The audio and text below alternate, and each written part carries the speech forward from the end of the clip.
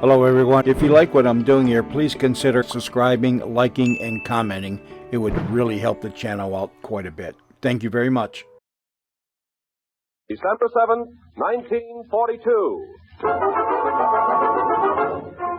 The National Broadcasting Company today presents a special memorial broadcast of Eyes Aloft.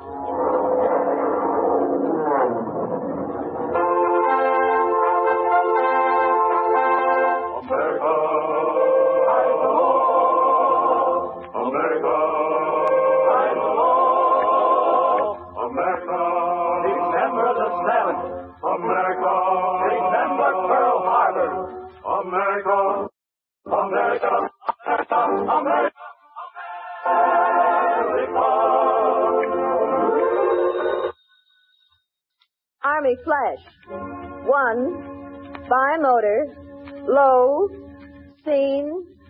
15 Lucy 4. Overhead. East. Rise aloft, watching the skies, watching the planes flying the lanes up below. Eyes Aloft, the 4th Fighter Command of the United States Army Air Forces, in cooperation with West Coast radio stations, presents this special December 7th program, paying tribute to America's war dead, honoring all of America's fighting men, and celebrating the first year of action of the 150,000 volunteer civilians of the Aircraft Warning Service. Eyes aloft, night and day, will help protect the USA. This is Ken Carpenter speaking. A gala program tonight. William E. Kepner, Commanding General of the 4th Fighter Command, has flown to Hollywood to be with us. Also, you will hear from high-ranking officers of the Anti-Aircraft Artillery and Army Air Corps. We will switch controls to an observation post, to a filter center, and an anti-aircraft target range. Gordon Jenkins and the Hollywood Choir have special musical presentations. And here now is your Eyes Aloft narrator, Gene Whitman. Good evening, ladies and gentlemen. Today, December 7th, 1942, America has been at war 1 year. But not only men in uniform fight this war. There is also a vast army of civilian volunteers who carry on the fight here at home. The Aircraft Warning Service. How many of you can look back and recall how it all started? Well, listen.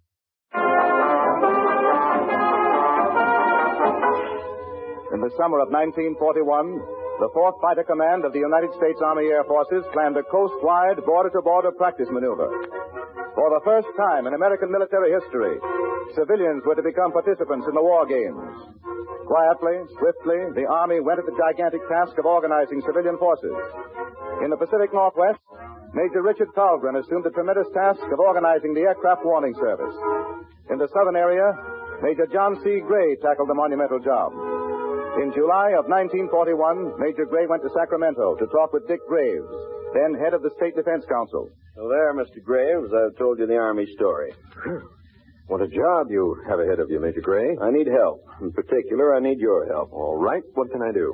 I'd like your office to contact every one of your county defense councils. Okay. And do what, sir? I want the name of some outstanding citizens in each county. You're after leaders. Absolutely.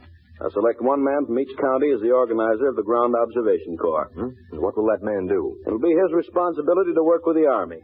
We must select locations for observation posts, pick up area supervisors, and we have to work fast. For 5 intense months, the 4th Fighter Command worked with local civic leaders. The Ground Observer Corps was rapidly organized. It was a tightly formed system and intersystem of thousands of observation posts, filter centers, information centers. This Ground Observer Corps would, when the time came, alert Army aircraft, searchlight batteries, anti-aircraft artillery, barrage balloon units, would set into immediate motion a vast and intricate maze of military defense. At last, all was ready to test. The system was to be tried December 11th. The war games to be started, but...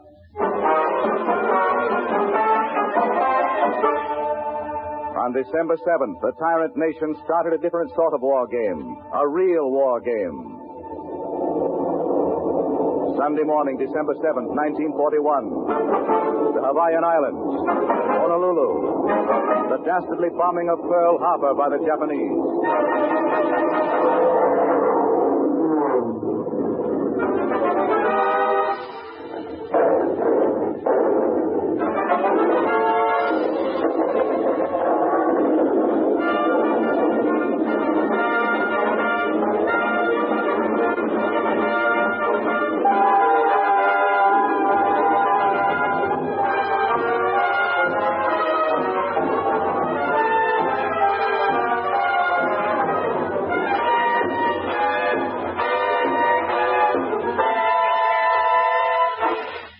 listen to this eyewitness account of the bombing of Honolulu.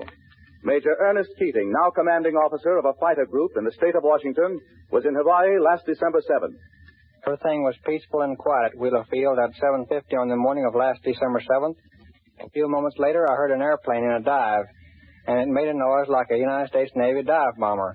At the end of the dive, I heard an explosion, and at that time I thought the pilot had failed to pull out of his dive. Before I could reach a window, I heard many explosions in rapid succession. Then I realized somebody was bombing the devil out of the place. But I thought that the Navy had a bombing range nearby and was merely getting in some target practice. However, when I rushed outside, I saw a column of dense black smoke coming from a place on our flying field. I then surmised that one of the planes did fly into the ground, and that what I saw was the smoke from his burning plane. At this point, the enemy swooped down and began to strafe Wheeler Field with machine gun and cannon fire. When I heard the machine guns, I at last knew we were being attacked, but wasn't quite sure who was doing it. Just then I saw several dive bombers north of the hangars and recognized them as Japanese. The enemy machine gunned Wheeler Field for about 25 minutes. This was the longest 25 minutes I have ever spent. It would have been suicide to run out on the field to try to reach any of our planes. 2 or 3 hangars was an inferno of flames. Planes were burning on the field. Ammunition dumps were exploding all about us. Then the Japs left. I ran and helped carry wounded men from a barracks to the hospital. Then the Japs came back. This time I could see them bombing Pearl Harbor several miles away. I saw a great column of smoke rise. It later proved to be from the sinking Arizona. No man or woman who was in Hawaii last December 7th will ever forget that horrible surprise.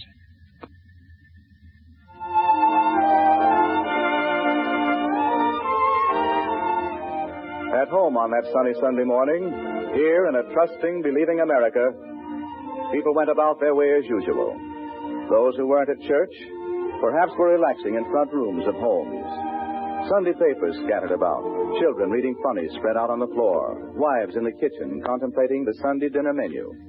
Daddy, Bill won't let me have the part with the funnies. He's just sitting on it. Matthew, Billy, come on, give your sister the part with Blondie. Aw, here, sissy. Henry? Yes, dear. What are you doing? Reading. You promised to clean the garage today. Oh, well, I said some Sunday, not this Sunday. I'm going to see what's on the radio for a minute. Yeah. Now, Henry, if you don't turn off that radio and go clean the garage, I won't cook dinner. Oh, now, Martha. Hey, do you hear that? Guy Lombardo, your favorite orchestra. Henry, you're just silly. Oh, well. We interrupt this program for a news flash from Washington, D.C. One moment, please. What goes, Dad? Oh, wait, listen. At 7:55 a.m. Hawaiian time this morning, Japanese planes dropped bombs on Pearl Harbor Naval Base, straight Wheeler Field. What? Many civilians, as well as Army and Navy personnel, are believed dead. The amount of destruction is unknown. Whoa, Martha. Keep tuned to this station for latest news developments. Turn it off. Yeah. Never have trusted those dirty Japs. That'll mean war for us, won't it, Henry? Yeah, that'll mean war for us, Martha. Oh. Oh, now, wait a minute. Don't get jittery. Probably just Jack Miller calling to see if I've heard the news yet. Will Daddy have to go to war, Mother? Oh, I don't know. Not for a while. Now, don't worry, Betty. Yeah? Yeah, this is Henry Smith. Who? Oh, yeah. Now? Me? What is it, Henry? Well, I'm glad to. Yeah, I'll put on my coat and be right up. Yeah, goodbye. Well, where are you going, Henry? I don't want Daddy to leave. Now, Martha, now look, kids. Now, this is no time for nerves. That was Phil Lockhart. He's chief observer at our post. But where were you going? He's calling observers to man the post. Say, it's 4 days ahead of December 11th. The aircraft warning service is going right into operation anyway. This won't be play war as you all had planned it. No, Martha, no. It's the real McCoy. Yes. We'll be watching for real enemy planes now. I got to get my leather jacket. You don't know when you'll be back? I don't know. Hey, gosh, Martha, just think. What? The honor I've just had tossed at me. Why, I'll be standing guard on the first doggone watch. Hey, gee, kids, you ought to be proud of your old man now.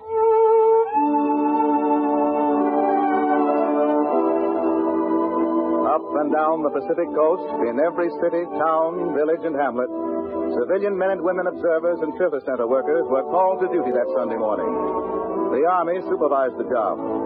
The people of the country, volunteers all, were working in civilian clothes as part of the United States Army.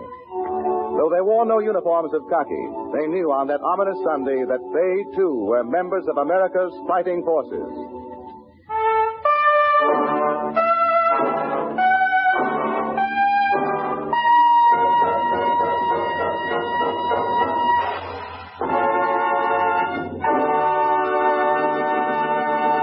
At this moment, we switch controls to a typical observation post. Located on northern California's Monterey Peninsula, the new little post building sits high on a rocky promontory that juts out into the turbulent waters of the Pacific Ocean. Calling Monterey Peninsula. This is Captain E.G. Morrison, South Coast Ground Observer Officer, speaking to you from the sea cliffs in front of the observation post. With me are several loyal observers. First, I want you to meet 82-year-old hale and hearty Finn Frolic. Finn's coming north by west tonight. And strong. Weren't you an old-time Norwegian sea captain before you retired, Mr. Frolic? That I was, Captain. Past the Brits many a night watching the sea. Now I am pacing on this cliff watching for the enemy. Well, I know they'll never get by you, Mr. Frolic. Mr. Frolic has been an observer at this post since last December 7th. And here's Mrs. Karis Weston, another of the post observers. Can't we take the microphone inside now, Captain Morrison? I think people would enjoy meeting our chief observer, Whit Wellman, and his wife, Olga. They're on duty tonight, you know. Well, we'll go on in.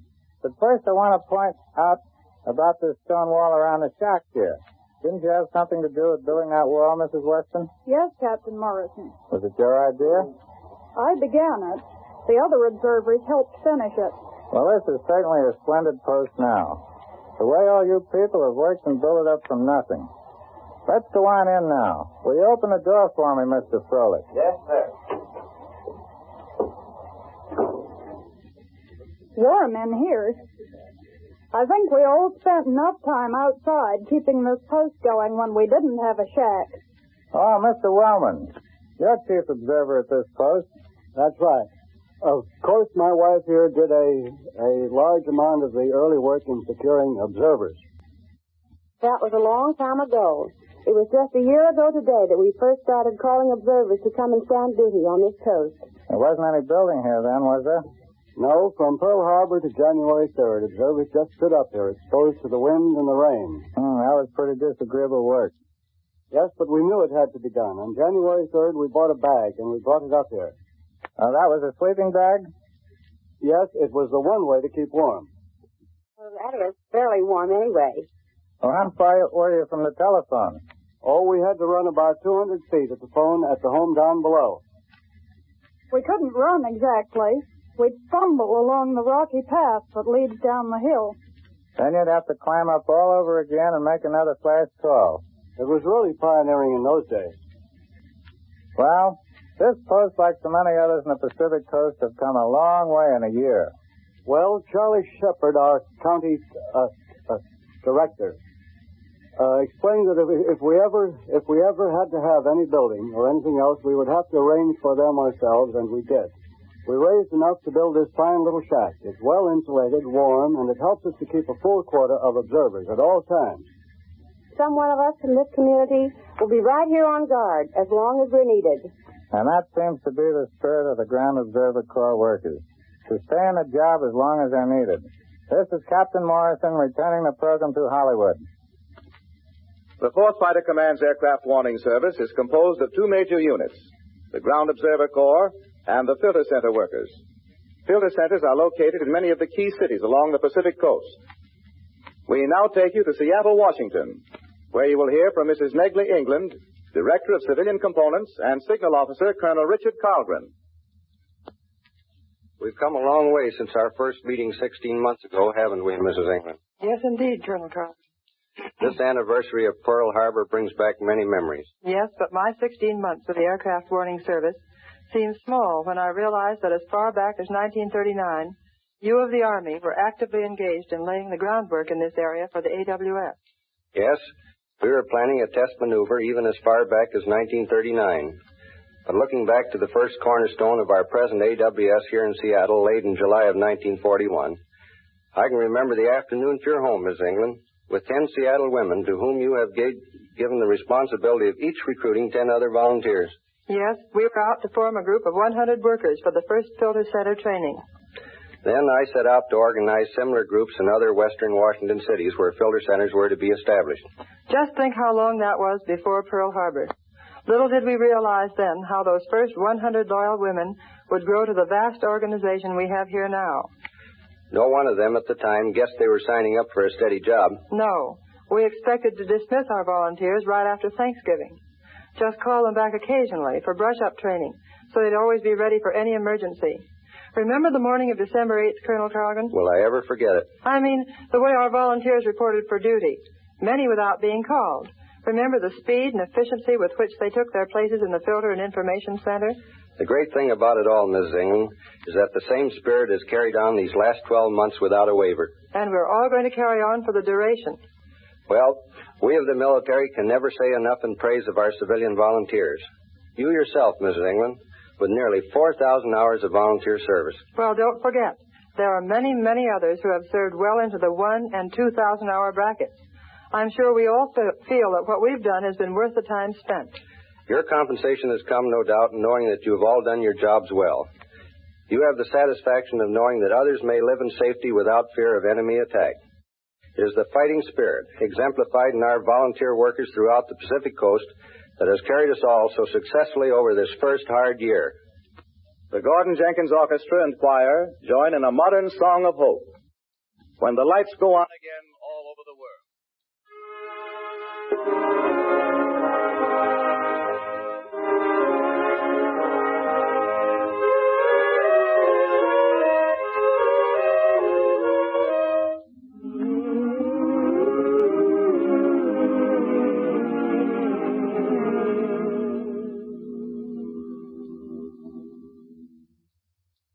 When the lights go on again, all over the world,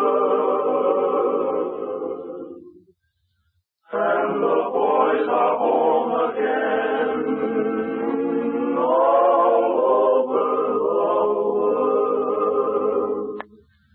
and rain or snow is all that may fall from the skies above. A kiss won't mean goodbye. But hello to love.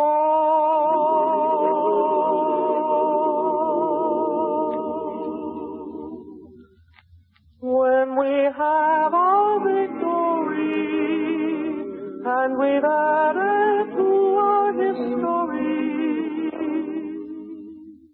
it will be right there to see how sweet and simple life can be.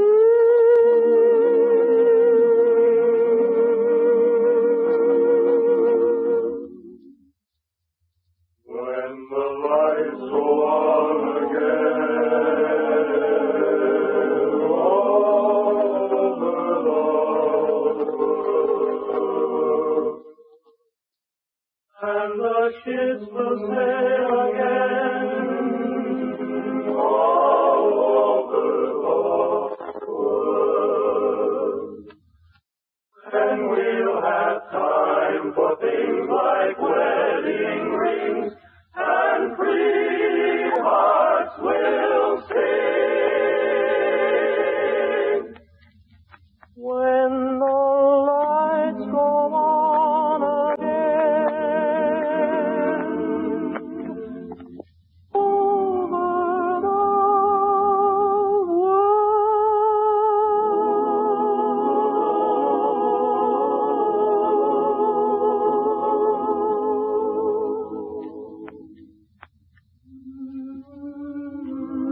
We thank thee, Lord, for daily bread, for homes unbombed above our heads. We thank thee for the right to live and breathe free men. And when, at end of day, we turn unto our beds to rest in quiet peace, we thank thee,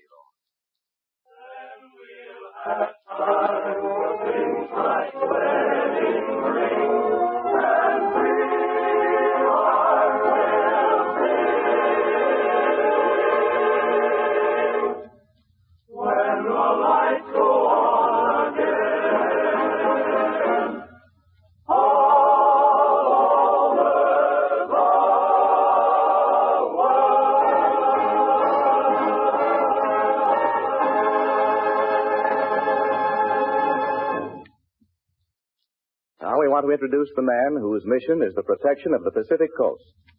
He has flown his plane here tonight so that he may speak to us on this memorable date. We present the commander of the 4th Fighter Command, General William E. Kepner. December 7th, 1942. We have been at war 1 year. The task undertaken by the civilian volunteers of the Aircraft Warning Service last September the 7th seemed a stupendous one. There were no signposts to guide us. We were hitting the pioneer trail, and we have come through our first year together. The Aircraft Warning Service is new to modern warfare. In the beginning, we may have lacked training, facilities, and background. But the 150,000 men and women of the AWS did not lack courage, initiative, and resourcefulness. Last December, a few good citizens told us that the volunteer system would fold up by spring. When spring came, some told us that summer vacations would strike a death blow to the volunteer group. In the fall, it was said by some that the volunteers would not go through another winter. But you, the volunteers of the Aircraft Warning Service, have shown how wrong the prognosticators were. Today, the target stands continue to march across the filter boards. To you who are in the audience here tonight, and to those who are listening at their radios, may I express my heartfelt appreciation for the work you have done. And may I thank you for the work I know you will continue to do, so long as your services are needed by the Army. Now may I present one of my staff officers. He is a man many of you know, for he has spent much of his time in the field organizing the Pacific Coast Aircraft Warning Service. Lieutenant Colonel John C. Gray. We have reached a milepost. Today we can look back with satisfaction upon the many problems we have solved together. But we cannot rest upon our oars.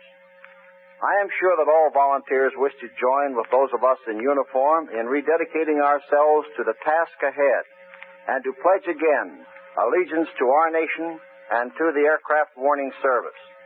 There are in the studio audience tonight nearly 300 women who have served faithfully and continuously at the big Los Angeles Information Center since last December 7th. They will now rise and repeat after me the pledge. And those of you volunteers listening in at your radios, wherever you may be, we ask that you, too, repeat the pledge with us. Will all volunteers of the Pacific Coast please rise? The 4th Fighter Command Oath of Allegiance. I pledge allegiance to the United States of America and to the 4th Fighter Command, and to the United States Army Air Forces, and to the mission with which it is charged. And to the mission with which it is charged. The protection of the Pacific Coast and of the nation. The protection of the Pacific Coast and of the nation. From invasion by enemy aircraft. From invasion by enemy aircraft. Another member of my headquarters staff is Colonel Carl Wally, anti-aircraft artillery officer. Colonel Wally. The anti-aircraft artillery is ready and waiting when and if the enemy ever dares to attack our western shores by air. Anti-aircraft guns can speak with real authority if our crews are warned ahead of time that the enemy is approaching. You, the Volunteer Aircraft Warning Service, must be ever on guard so that you can flash the message to us. You are vital to the protection of the nation. And now, General Kepner, we are ready to transfer our controls to an unidentified practice target range in the Southern California area. We are ready to pay our tribute to those who have died in the fight for freedom. It is a time-honored military right to fire a salute to the heroic dead. It is fitting that such tribute be paid the dead of this war, particularly to those of Pearl Harbor who received a stab in the back last December 7th. But we are a nation engaged in an all-out war effort. Today, every bit of war material must be used to stab back at a treacherous enemy. We cannot justify the waste of a minute of one soldier's time. We cannot spare 1 ounce of gunpowder, 1 scrap of brass. Today, our tribute to the war dead must be practical, as I am sure those valiant men would want it to be. When you hear the anti-aircraft guns firing, their purpose will be twofold. First, they speak our nation's solemn tribute to those who have not died in vain. Secondly, they are the snarling voices of guns, fired by crews perfecting themselves so that someday they may lay a well-placed blast into an enemy plane. We switch controls now to a firing point on the southern cliffs of the Pacific Ocean. General D.D. Hinman, commanding officer of the anti-aircraft artillery, is there watching tonight's practice. Are you ready down there, Joy Storm? Okay, Ken Carpenter. Here on the cliffs of the Pacific is a mighty battery of high-powered anti-aircraft guns. Above us has been flying an Army bomber towing a sleeve, a target at which the gun crew has been firing. Their accuracy is amazing. From the hills around us, giant searchlights stab cold white beams of light up into the air, converge on the target being towed by the plane, follow it through the night. The plane, out over the ocean, will soon be coming back again. And oh, here I see General Hinman, who is here tonight inspecting this gun crew's working, walking across the field. General Hinman, would you come up here and tell us all that is permissible about what's going on? Well, Mr. Storm, this gun crew has been scoring heavily against the target. Well, these are pretty big guns, aren't they, General Hinman? Big and powerful. I wish I could tell you how high up they can fire a projectile, but I can't. Well, I know that you had to clear the ocean more than 6 miles out before practice could begin. Yes, Mr. Storm, these guns will shoot straight up in the air as far as any anti-aircraft guns built today. If any enemy aircraft gets anywhere within their range, the enemy better start saying his prayers. Well, I'd hate to be an enemy plane trying to get through this gun crew that's firing tonight. Think they're pretty good, do you? Well, I have a new feeling of security for my family, General Hinman. That's one way I can put it. Light finder on target. Director on target. Command, firing.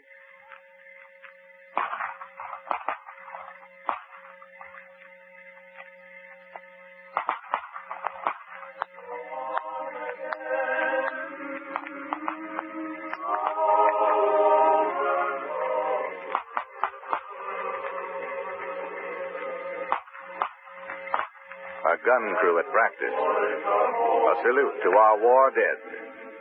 Though the lights of the world are dim this December 7th, the torch of freedom shall always burn brightly.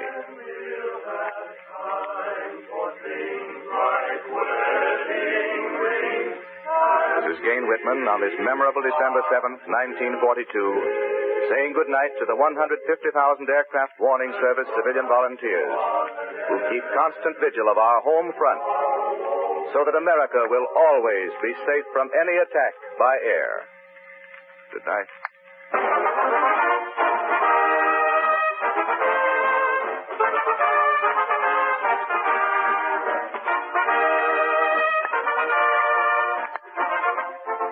Eyes Aloft is produced for the 4th Fighter Command by Robert L. Redd.